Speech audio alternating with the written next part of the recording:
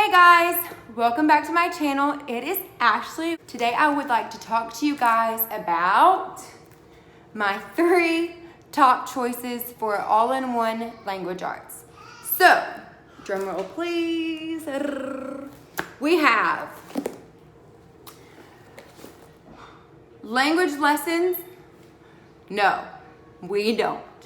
We have learning language arts through literature.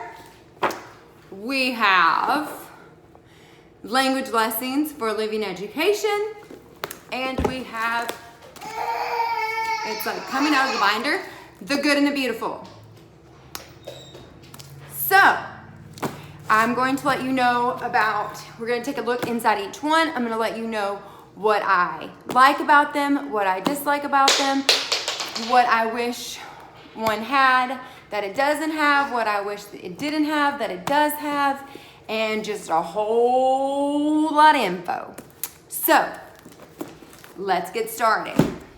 Okay, this is Language Lessons for Living Education. This is book 4 by Master Books.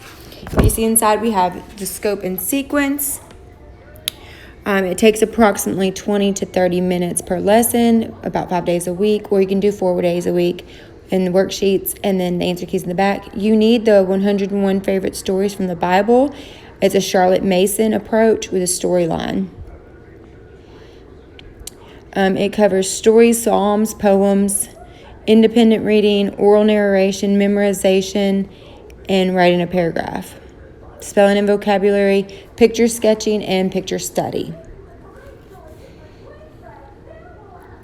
Here is your daily schedule. You can use this in the book, or you can do it by your own, but it's supposed to be done in a year or 180 days if you follow the schedule. Okay, so here is day 1, lesson 1. You have a reading, and then you have questions about your reading. Then you have your grammar, and you have your spelling words. You also have teacher's notes. There's your grammar practice right there. You can do 1 page a day, or you can do so many minutes a day. And then right here is your favorite stories from the Bible reading, your copy work. Then you can draw a picture of what you see, and then copy the caption. There's your spelling words and your phonics. And then you have your picture and how the picture makes you feel, so your picture study. And questions about what Jesus was doing, also a lesson. And here's just a quick look through. And there's another from the 101 stories from the Bible. And then it starts kind of over again. The scope and sequence goes again. And you have pronouns.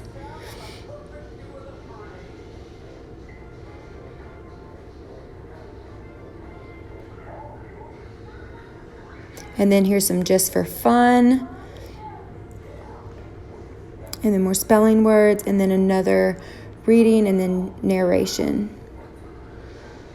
And some more reading comprehension.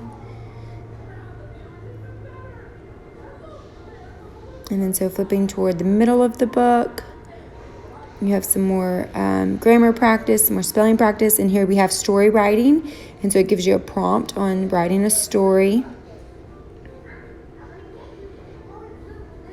If you see, you can see how it kind of goes. There's more just for fun. And then here's a Psalms, and it actually quotes the Psalms for you, and then asks you a few questions about it. And then it wants you to write a psalm and memorize the psalm. And then it talks about writing a paragraph and gives you some information on writing a paragraph, how it works, what you need to do. And then there's some more writing a paragraph. It's prompting you to write. Just more grammar. And more writing a paragraph. More practice on that.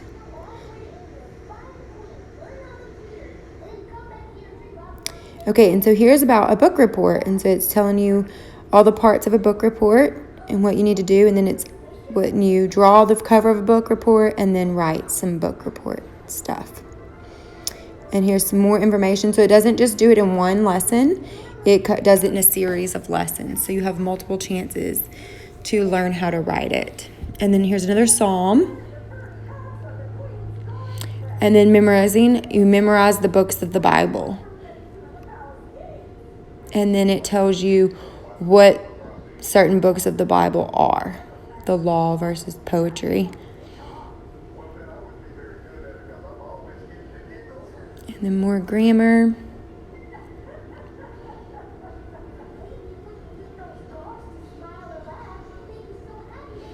And then another parts of the story again.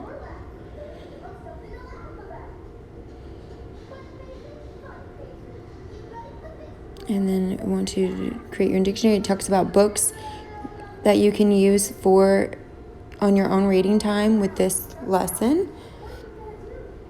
And then here in the back of the book, it talks about games, different games that you can play, and different helpful things if you need more practice with certain areas. And then this right here, it's making your own dictionary. And it just gives you some tools for doing that.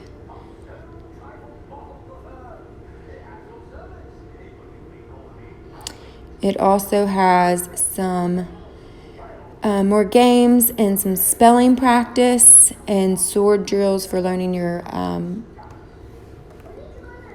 the Bible. And it just gives you practice and spelling practice, different ways you can learn.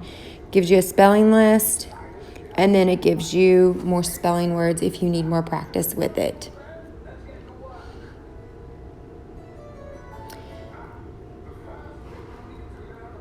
And then lots of copy work if you feel that your child needs more copy work.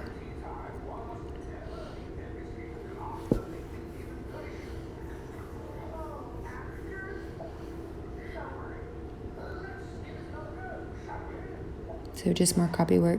And then if your child needs more help in the grammar, this part would be great for that. And it's just going back over parts of a story and parts of writing. And then you have the answer key in the very far back. And that is it. That is what it looks like. Okay, this is Learning Language Arts through Literature. This is 3rd grade skills. It covers reading, vocabulary, spelling, grammar, writing mechanics, penmanship, and higher order thinking. So when you get into it, here's the table of contents. And then it talks about all the different things and what it does and how it does it. And then materials to use. You just need pencil, paper, colored pencils, drawing paper, a dictionary, thesaurus, or an encyclopedia, and a phone book. Sorry guys, my little daughter decided to help me with this lesson today. On the sides, you will see that there's teacher's notes, and there is also a little dictation that they read and some copy work. You have spelling, you have grammar, and then you also have phonics. On the sides, you'll see that there's some answer keys. We would just cover those up and move on because this is the teacher's guide and we do not have the activity. If you get the activity, then you don't have to worry about it. There's also handwriting built directly in, and it starts out with small letters and how you write them, but it doesn't, to me, give you enough prompting on how to write it. So this is just the look inside, lots of questions, lots of grammar, and then it has a little story, starts out with short stories and questions about it, and you'll see that it turns into longer stories. It does a see, spell, say, in the spelling, the way that it asks you to do it. There's some more. It doesn't actually give you any Psalms from the Bible, unlike master books, and it doesn't give you any actual Bible verses, but it does give you what people have written about the Bible, like other authors have written. Every once in a while, you'll have an assessment, and then here is where you get into your literature links, and it's long literature passages. You can choose to read what is written for you, or you can choose to get the book. It gives you either option, and it gives you the questions and the answers to both. Okay, so that way you can choose which way you would like to do it. And here are the answers, the questions and the answers for that. It also does some focus on writing, and it starts out with a paragraph and how to write it as well, and what a paragraph is about. And then you'll see your everyday words every time there's a new assessment. After there's an assessment, it'll give you new skills, and it'll talk about those new skill levels. And then you see there's more handwriting. And then flipping through the middle, this is what it looks like. You can see the handwriting gets to be more words. And then it all pretty much just looks the same. It's all black and white, nothing special, but it gets the job done.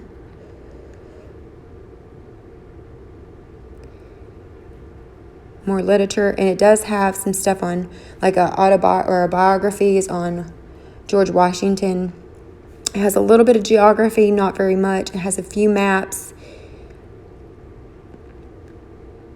And it has a few fun games. There's more phonics facts. So there's the game. More maps. And then if you flip to the back of the book, it gives you where their higher order thinking skills, what pages those are, what pages your reading is on, what pages your spelling is on, optional books that you can use instead of what's in the book. And then if you're using the activity book, there is some of the answers to that as well. And that is learning language arts through literature. Okay, so this is the Good and the Beautiful Language Arts Level 3. It comes with a reader, and it comes with 2 of them. I only have 1, and then a penny's worth of character book, as well as a course companion, which I've printed out and put in a binder. And then it also comes with challenging word flashcards. So I just downloaded the free version off of thegoodandthebeautiful.com and put it in this binder. So here's level 3 at a glance. This is everything it covers. It has a lot of art appreciation and geography in it. So here are your lessons. There are 130 lessons total. So this just tells you what it's about. It covers literature, grammar and usage, punctuation, art, geography, spelling, vocabulary, and writing. And then it talks about the materials needed for the course, which I already showed you. And then right here in the blue, it tells you how long the child should spend on each subject within the course. And it should take a total of 60 to 90 minutes. Usually we found it was more like the 90. So here it is again, just 5 minutes for challenging flashcards, how much you should spend on your spelling. Okay, so when you start, you're going to do a course reading assessment. Your child's going to read it, see how long it takes them, and then again at the end, after you finish everything, you're going to reevaluate and then redo it. Here is the art, and then here is part of what you will be doing, worksheets. So just looking through, this is what it looks like. Diagramming sentences, your artwork with your geography included. Spelling, it has lots of spelling rules, lots of geography. Here's more artwork. It just ties it all in. And then plays and poems and more artwork. Here's more spelling, sentence diagramming again. Reading practice with poetry, more geography. Writing. And then quizzes with questions. And then here is more geography as well.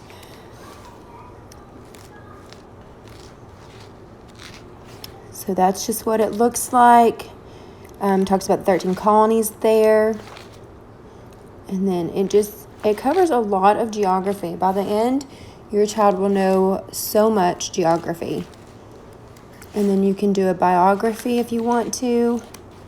And then it writes about it. Here's more diagramming sentences. And then editing a journal entry.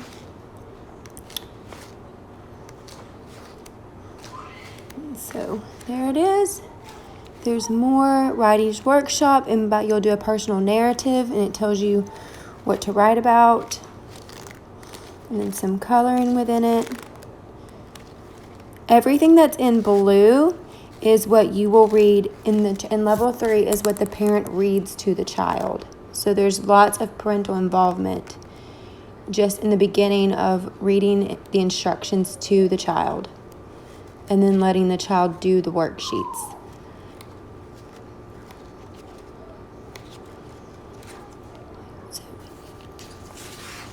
And then lots more geography, more artwork.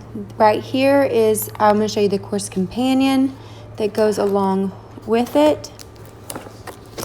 The course companion just shows, it's like the map keys, and it has what you all label. By the end, your child should be able to label all of this without looking at the map key, because they will do it so much, and honestly, they'll get tired of it.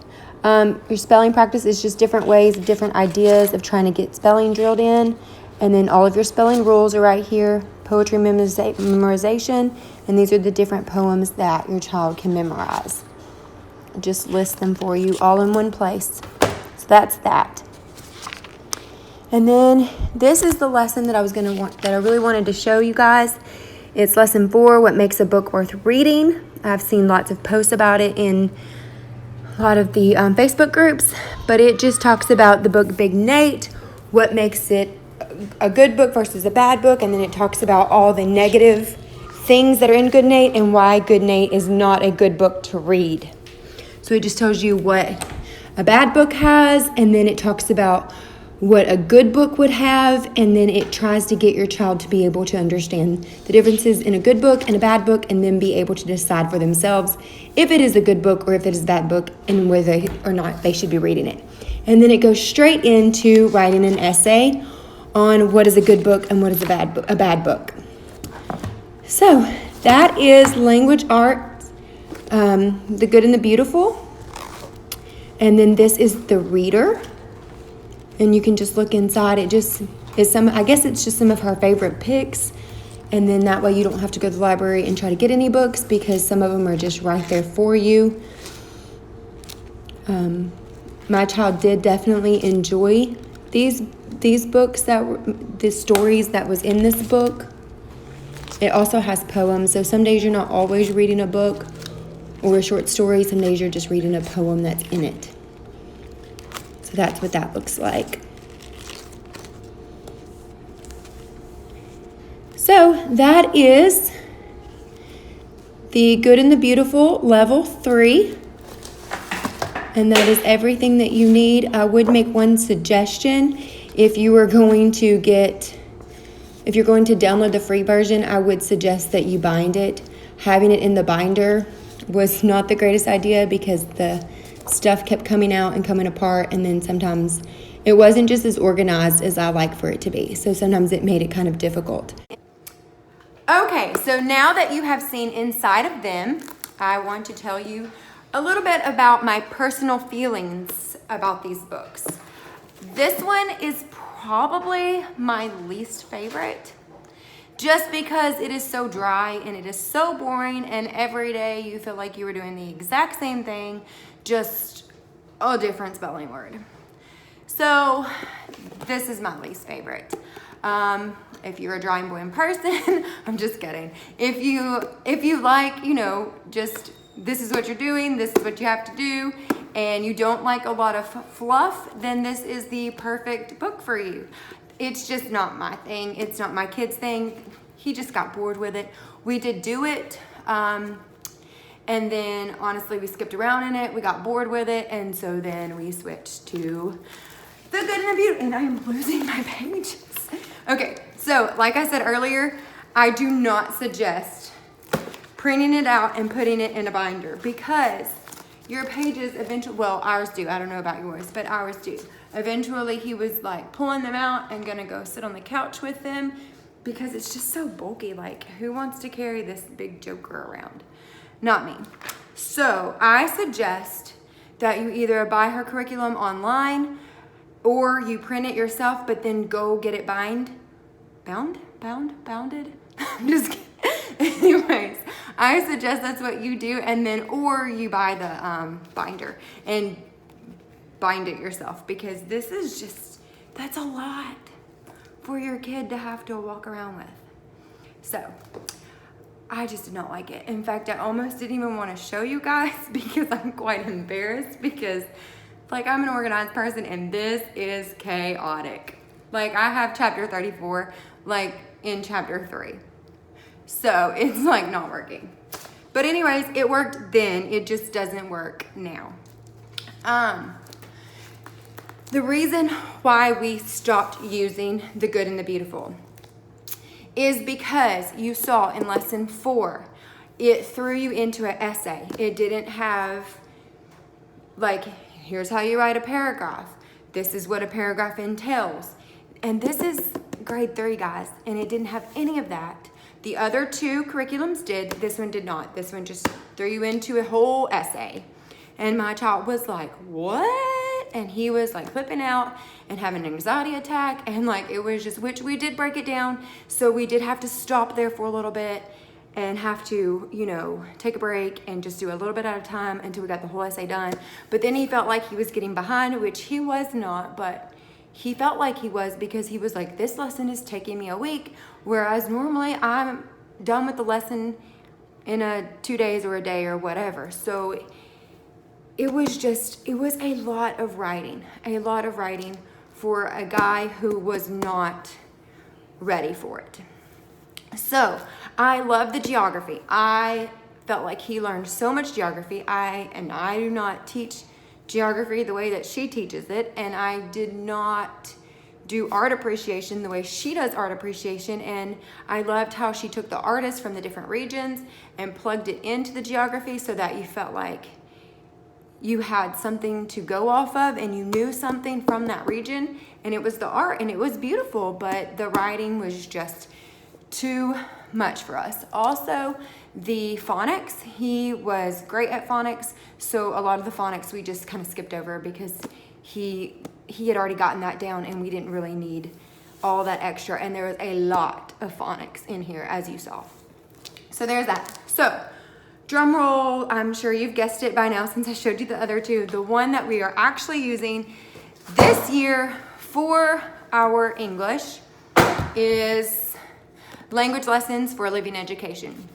There's so many things I love about this, like so many things. Number 1, it's not as much work, which I love. Number 2, it's not as hands-on like the good and the beautiful was, and the learning literature through language arts. It's not as hands-on, which is fabulous for a mommy with tons of little ones. But I mean, I didn't mind, you know, going over there, reading the blue, you know, the blue parts that I was supposed to read, and then helping him through it. I mean, we enjoyed it. It was great. And granted, level 4 of the good and the beautiful is supposed to be to the reader. It's supposed to be independent. So bear that in mind whenever you're thinking about curriculum. Level 4 is supposed to be independent. So, and I have looked at level 4, but like I said, it threw him into the writing and he didn't like it. So we're doing this. The thing I like the most about this is it is to the reader. It is 100% to the reader. Mommy is not involved. It teaches independence. I love that. Love it, love it, love it. I also love that this book has a faith grower guarantee. So it is guaranteed that the child's faith will grow in God over the course of this book or your money back. Love it, because I'm all about some Jesus. But anyways, so love that aspect of it. And I love that it has all the Psalms and the Bible, books of the Bible and all that, which we do that, but it is nice that it's integrated into here. I love the stories. I love that it's the Charlotte Mason. I like that there's lots of pictures, and I do like that there are picture studies, and there is a little bit of geography. Of course, it's not nothing like the good and the beautiful, but it does have a little bit. So we're not lacking completely. And I also like that it does not throw you into an essay, but it gently eases you into writing a paragraph. Like you saw the book report, it did it multiple times. I love that. It makes me so happy. He is happy with it. We are ecstatic with it so far. I can do a mid-year through, and I will let you know if we still love it at the end of the year or halfway through. So just comment down below and let me know. And now I would like to know what you thought, what was your favorite. Of course, you know, we're all different. We all have different opinions. We all have different styles. We all like different things. So I want to know what you liked best, what you thought was the greatest aspect of each one, what you thought was the worst, what you thought maybe they could like get rid of. Personally, I didn't like the cursive in the literature learning. I have a hard time saying that one for some reason. It just doesn't flow off the tongue like the others. So, learning literature through language arts. I was not a fan of the cursive, but for some, that's perfect because it's just in there. They don't have to do anything else. They don't have to think about anything else. So, I want to know what you thought. Let me know what you thought. Comment below. If you liked this video, I know it was long, but I am so thankful for you for hanging out with me, grabbing your cup of coffee, and enjoying this. So give it a thumbs up. Please hit that subscribe button so you can get more videos. And tell me a little bit about yourself. I would love to get to know each and every one of you a little bit better. Thanks, guys. Y'all have a great, blessed day. Bye.